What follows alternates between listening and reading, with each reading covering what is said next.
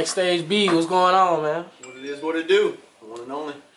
Alright, man. Give us a little rundown. Tell us a little bit about yourself. Well, I born and raised in Eunice, Louisiana. I was a police officer in Louisiana for 10 years. Or actually, let me recant that statement. Law enforcement total of 10 years between two states. Back in '07, decided to take a leap of faith. Was tired of dealing with the law enforcement side of things and headed west with the best, and I've never looked back. And since I've moved to Houston back in '07, I literally never looked back. I've been grinding day after day, putting in the time, putting in the work, and just staying faithful and living blessed. Alright, to go into a little detail, man, tell us how the law enforcement was for you in Louisiana. Well, you know, in all the 10 years total of law enforcement between two states, in Louisiana is where I tell people that that's where I really did my running and gunning. You know, I started out just like everybody else, wet behind the ears, really not knowing, you know, what I call left from right, which way to go with law enforcement. But, you know, since as young as I can remember, I always wanted to help people. And I wasn't your normal officer. I wasn't about trying to put people in jail. I wasn't really trying to give people tickets. I was more of that person when I pulled you over, kind of scare you to a certain extent. Like, you know, hey, you know, I could do this and I could do that, but at the end of the day, you know better. So just do the right thing and have a nice day. But you know, during my law enforcement career in Louisiana, ended up becoming a narcotics detective, and you know, I used to kick doors in for a little. You know, I think it's kind of funny, but I still have the email to this day. Besides the Horseman Worldwide email, was knocking down doors because I was the dope man, and I would come kick your door in. Wow. And just thinking about it, I get the goosebumps because you know that is, you know, you don't know what's on the other side of that door. You know, and I was in some situations where I've been in a couple of riots, been in high-speed chases. You know, I've been in situations where I've seen people end their life in front of me. But at the end of the day, I took pride in putting the uniform on because I knew that I was there to help people. You know, and it was a wild and crazy ride. And I tell people all the time, I'm the kind of person where I don't like to sugarcoat shit, excuse my language. But over the years of law enforcement, my aunt used to always ask me for newspaper clippings. And one day she actually made me a scrapbook for my birthday. So my thing is, anything that I say, I have the stuff to back it up. And it's pretty powerful when you look back on the journey of what I've done and where I've gone and where I'm headed. Now, it's a lot of crazy stuff going on as far as law enforcement and killings and accidental killings, as they would say, as far as pulling over. Have you had anything like that happen to you before? Yes and no. I've been in situations where, you know, pull somebody over and they would be, you know, oh, you know, you beat my mama last week, or you beat my aunt, or you beat my uncle, or, you know, hey, you shot so-and-so. And over the years, that was what took me out of law enforcement. Because I'm the kind of person, when you get to know me, you realize that I want to help people. I'm not trying to hurt anybody. I'm just, you know, I have a job to do. And all they saw was the uniform. They didn't see the Brian under the uniform. So, you know, once there were situations where I encountered those kind of people, but after they had the dealings with me, later on I would have that same encounter with somebody different. That same person might vouch and be like, hey, he's not the normal officer. He's not the guy who you think he is. So that took me a long way.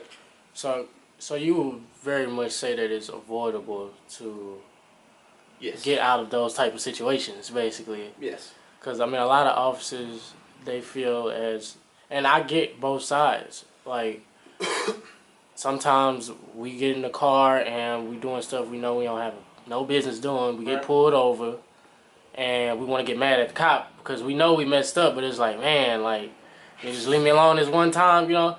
But at the same time, they got a job to do. Exactly. You know, I mean, I'm going to give you a quick story. You know, my grandma, she still lives in Louisiana. She's been battling some health issues with cancer. By the grace of the good Lord, that she's in remission now. But her license got taken away literally a few weeks ago. But she's still, she's 78 years old. She's hard-headed. She's an old Cajun lady, and she still drives, even though her license isn't valid. Right. And I told her the other day, like, if they pull you over, you know the consequences. Right. And she already started, oh, yeah, those cops are some no good SOBs, blah, blah, blah. And I'm like, you already talking bad about them, but guess what? You know that you're not supposed to be doing what you're doing, right? But you continue to do it. So if you get caught, there's consequences to pay. Right. So. Because basically we're just exposing like the good side of law enforcement. Because a lot of people only see the bad side. Like they only see the people who not using their brain when they walk up to a car. And they just, oh my God, and then they just killing people for no reason. Exactly. But at the same time, I tell people, over the years, I worked with individuals that you could tell either got bullied in school or had issues because once they got the badge, they became somebody different. One thing I can say about myself is the badge never changed me. Right. I was the same person in the badge, out the badge, the same way I am today. For people, like I said, who really know me from all the years of working at Warehouse Live and prior to that in my law enforcement days, know that, like I said, I'm the person that wants to help people. I'm not trying to hurt anybody, but at the same time, business is business, and when you have a job to do, you have to do it. Now let's fast forward and get into a little of the Warehouse Live. Now I know for a fact you had to deal with a lot of crazy things at Warehouse Live. Yes. So, what's crazy with how that all transpired was, like I said, in 07, I decided to take a leap of faith. I was tired of law enforcement. Moved here 7/21 of 07, and took a couple of weeks just kind of get familiar with the area, because when I moved here I knew 3 people: my aunt, my uncle, and my cousin. I didn't know how to get around. My uncle actually gave me a key map. This is before the fancy phones with the GPS, and I actually went to a concert at the Sam Houston Race Park. I saw some security working in front of the stage.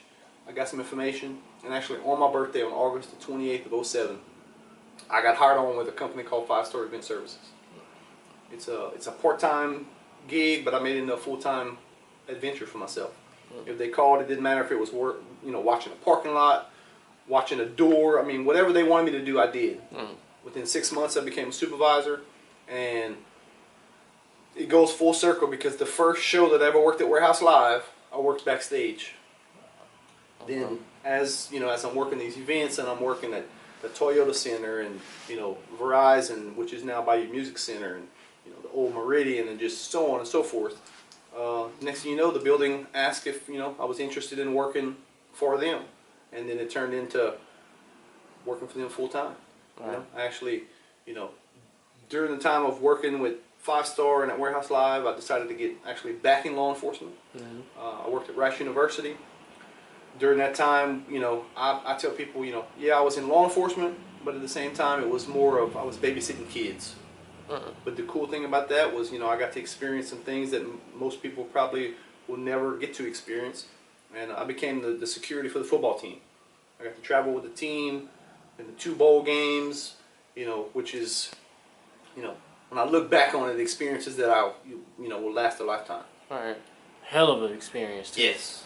Now, is there events that gave you the name Backstage B, or is it just because you were backstage at Warehouse? Well, actually, what was so funny was, I can't remember the exact show, but literally there was some individuals standing at the back gate telling the security that was working at the gate, hey, we want you to go get Backstage B. And what they didn't realize was I was actually standing right next to the guy. They were trying to get me, but they didn't really know who I was, just because I was always backstage. Right. And then I'm like, who are you trying to find? They're like, Backstage B, the guy who's always back here, who works for Warehouse. And I'm like, well, that's me. And it just stuck. The next thing you know, everybody's calling me Backstage B. So. Now, what is some of the craziest things you've seen happen at Warehouse Live?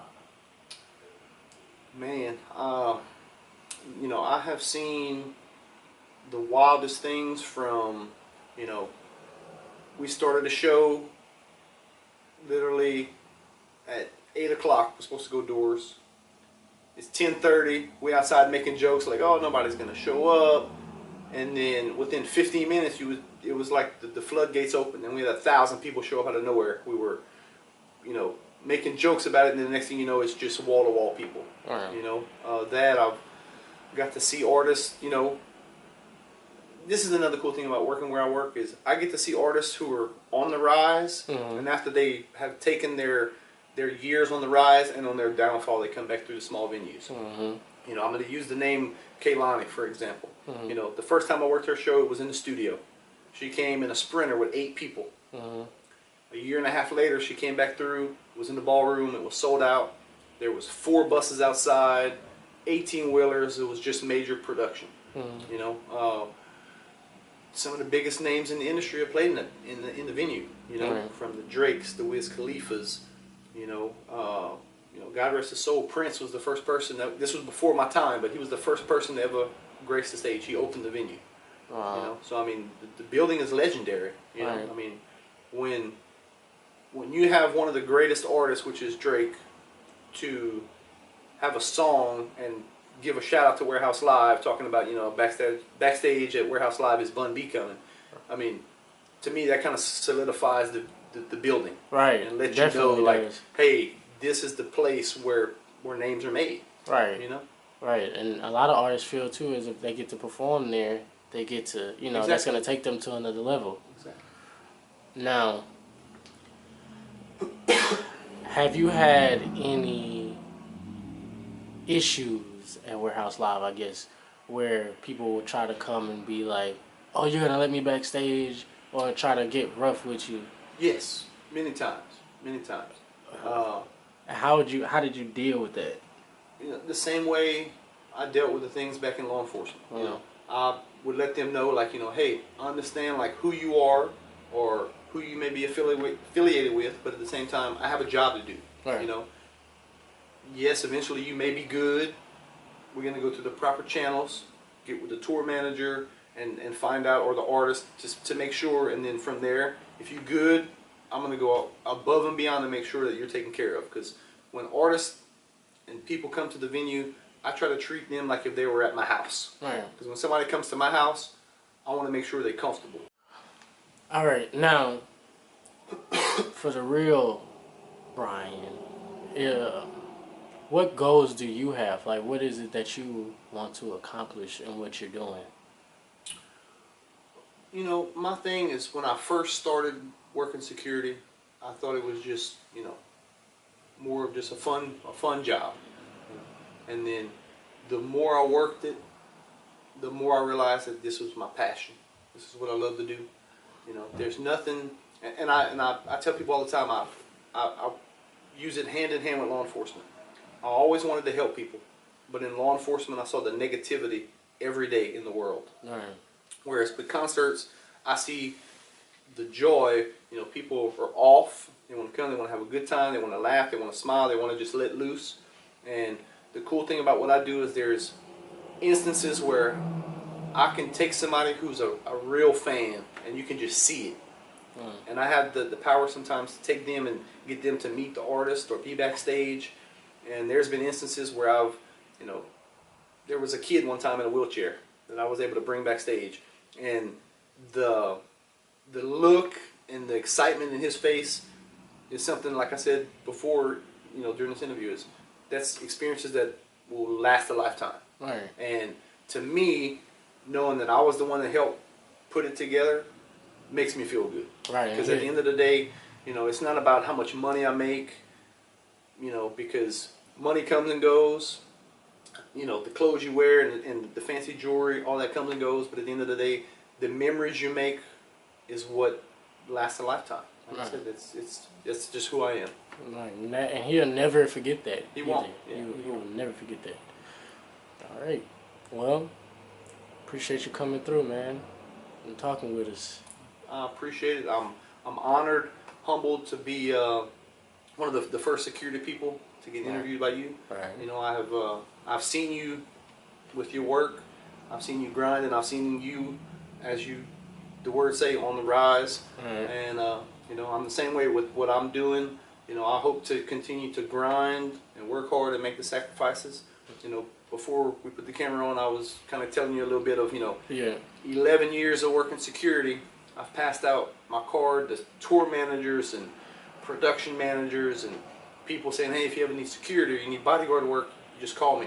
And the other day I got the call that I've been waiting on for 11 years. And I don't want to speak too much on it now, but I'm going to be given an opportunity to show what I can do. And I think that's going to take me to a whole nother level. And when it does, we'll be able to come back and do interview number 2 to give you all the details about it.